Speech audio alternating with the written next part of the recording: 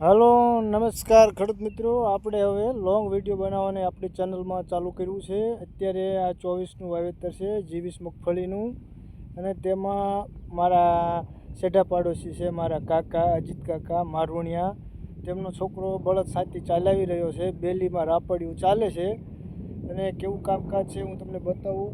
કારણ કે મગફળીના વાવેતરમાં બળદ સાથી બેસ્ટ છે। સારામાં સારું ઉત્પાદન લેવું હોય તો બળદ સાથીથી ટોપ બેસતો નથી, જમીન કડક થતી નથી।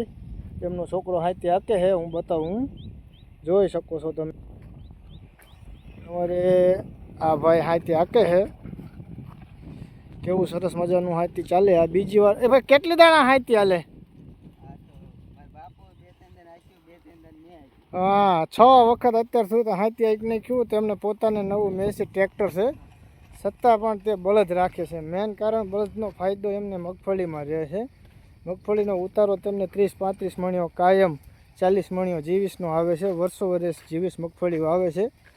આ મગફળી પણ બળદથી વાવેતર કર્યું હતું, જોઈ શકો છો તમે કે કેવા સરસ મજાના બળદ હાલે છે ને ભાઈ હાકે છે બળદ, એકદમ ટોપ છે કામકાજ। અને આપણી ચેનલમાં આવા નવા વિડીયો તમે જોઈ શકશો, અનુભવ અમારા અને અમારું કામકાજ।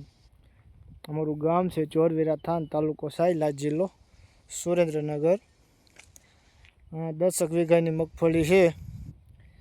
સવારમાં સાંભે જાર રહી અહીંયાથી ચાલુ કર્યું હતું, અત્યારે અહીંયા પહોંચાડી દીધું હે। આ બાજુ હવે 10-15 સાર રહ્યા છે, ત્યાં પૂરું થઈ રહેશે હવે કલાક 1.5 કલાકમાં આરામથી ચલાવે। હાંજના 5 વાગે ચાલુ કર્યું હતું, 7 વાગ્યા સુધી હાંકશે ને સવારમાં 7 વાગે ચાલુ કર્યું હતું, 10 વાગ્યા સુધી હાંકે। તડકાનો બળદને પોરો આપી દે હે।